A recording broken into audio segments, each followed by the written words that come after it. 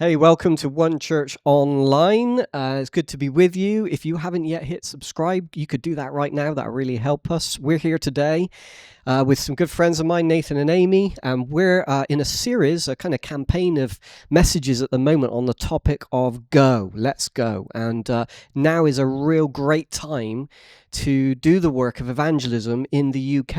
And we're going to talk a little bit about why that is in this little video, because we don't always have time to be able to get into all the details in our Sunday services.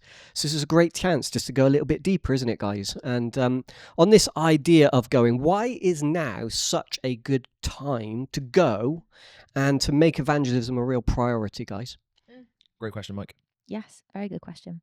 There is something culturally, I think the conditions are shifting in the UK at the moment.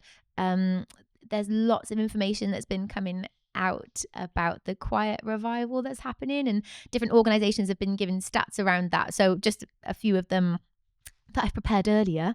Amy loves stats. I love stats. So the Bible Society found that in the UK, the percentage of the population attending church at least monthly went from 8% in 2018 to 12% in 2024. Wow. So there's a jump there.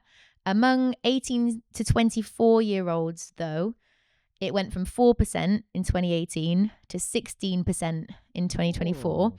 And especially within guys, so the young male cohort being 18 to 24-year-olds, that reportedly went from That's us, Mike.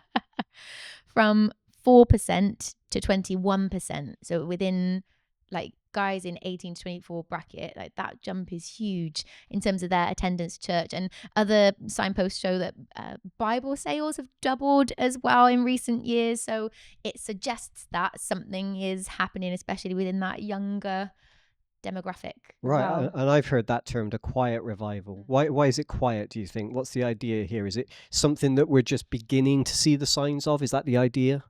Yeah, I think it's quiet in that it's happening outside of the church and people are just being stirred to come. It's not something that's being instigated or initiated by an organization or by a church in particular. It's not something that it's like this huge boom. It's not in a location, is it? Not a particular location, but individuals are just being stirred and drawn to Wow. church. So we just need to pause and say, wow, that is absolutely brilliant, isn't it? That is fantastic. And thank God that that is happening. 100%. And Well, if you look at the percentage, wow. What did you say? What was the percentage increase?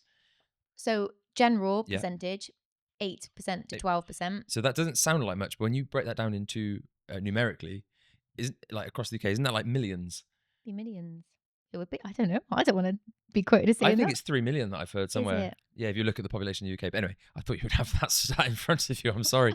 But yeah, It's a lot of people. Again, back to your question of like, why is that the quiet revival? If you look at like revivalist history, typically it's in a location. You talk about like the Welsh revival or what happened on Azusa Street, like when things broke out. What's unique about this is there are millions of people coming to faith. So that's maybe where the percentage doesn't do it justice. That represents millions of people saying yes to Jesus and regularly attending church, but happening all across the UK. So it's not this, if you imagine a million gathering, that would be very loud and very noticeable, but it's happening in lots of different spaces. And so to answer your question, like now is a wonderful time, isn't it?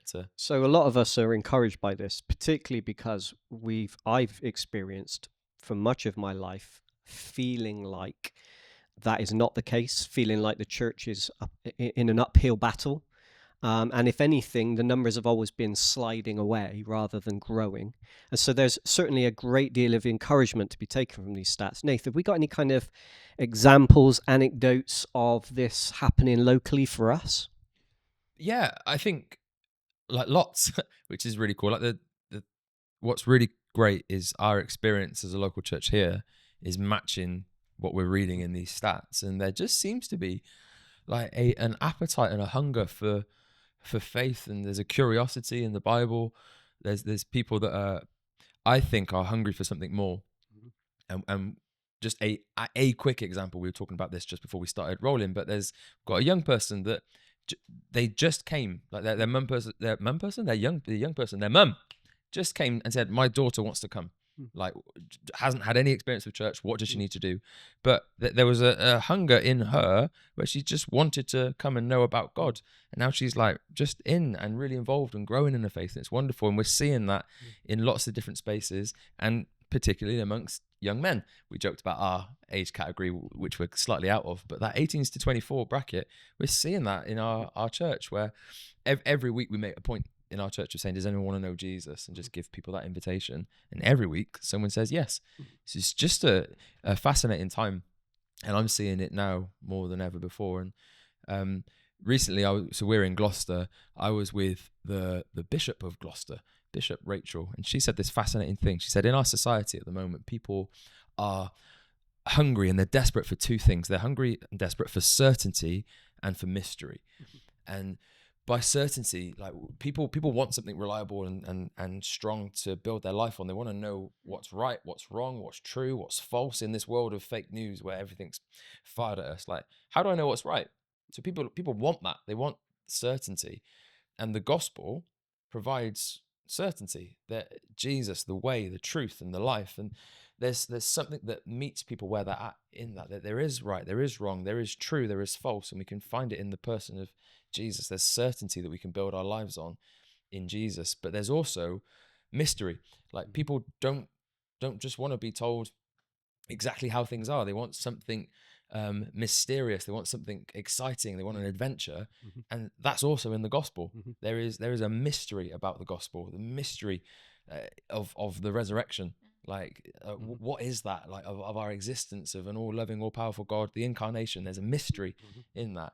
And I think just there is an itch in society at the moment, which the gospel is scratching, that need for certainty and that need for mystery. And in the gospel of Jesus, there's both. Yeah. It's just exciting. Yeah. Do you think that with the dawn of kind of a greater influence in the world due to media, social media, YouTube, things of that nature, that the message is getting out there in a far more diverse way than perhaps it used to, when it was just around a church, or you had to visit a church on Sunday to get the answers. You had to visit a church on Sunday to hear the gospel. Now you can hear it, on your phone all day long if the algorithms are working and sending that stuff to you. And I think especially at the moment that you're hearing the gospel being discussed and presented on secular platforms as well, aren't you? So in all sorts of podcasting platforms, it's being discussed in a way that it's logical and it's respected. And I think maybe that's a bit of a shift that's happening, that it's being discussed in a way that is, there's this legitimacy within this. It's not something that's illogical and unfounded, but actually there are well-respected, logical, sane people who believe that Jesus rose from the dead. And I think within different secular platforms, we're maybe seeing a little bit more of that. So that could be potentially where people are being exposed to the gospel, finding themselves interested and intrigued, and then being able, you're right, it's so easy then to access and explore for themselves too. Yeah. And I think in our society, we're not brought up, we're in a post-Christian society, aren't we?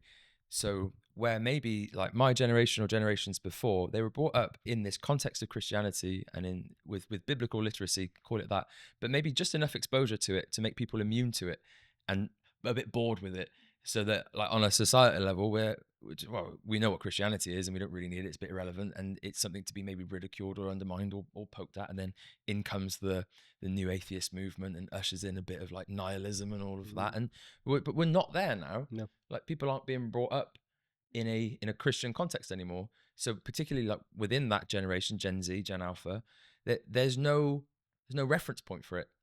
So we find, like, I think if you look at what's being said about it on social media and things like that, there is an intrigue there, and there's a curiosity, and I think there's a hope that it offers. And it's funny when you talk about, as you say, some of the platforms and the conversations that are taking place, like there is a tonal shift, I think, that's taken place, where it's far less of a thing to be undermined and ridiculed and just like rejected, like this God delusion. But there is an intrigue there, and I wonder if, as a society, we've reached a point where if the new atheist movement has failed, and if people don't actually like nihilism, like to say your life is nothing more than your life, and ahead is a void of nothingness, that's not all that hopeful. Actually, the gospel is full of hope, full of mystery, full of wonder, and I think that's exciting for people. On that idea, that subject of hope, I've heard it. I haven't got stats for you, but I've heard it said. Amy's probably got some stats. She probably has. I've heard it said that Christian music is making a greater impact on music at large and on the younger generations because it's positive and uplifting and hopeful. It's a good and message. a lot of the music out there isn't positive and hopeful. It's quite seedy or it's dark, and so there was a lot of Christian artists that are breaking through. Lauren Daigle is an example of this. Forrest Frank's another example. They're breaking through and getting wider acclaim than just the Christian community because their music is decent, but it's also uplifting. And I think that may be having an impact on a lot of the younger generations, particularly because they're being exposed again to the gospel through music. Yeah. Now is the time, Mike, to release your album. Well, this is what I was getting to, Nathan. And Is this the release? And this is my time to say, and hopefully the screen's going to come up with a CD cover. That's how old I am. I'm still on CDs. Do you have hair in this CD cover? I feel like this would stop the Quiet Revival in its tracks if that does happen. So, Quelling the Quiet Revival. Yeah.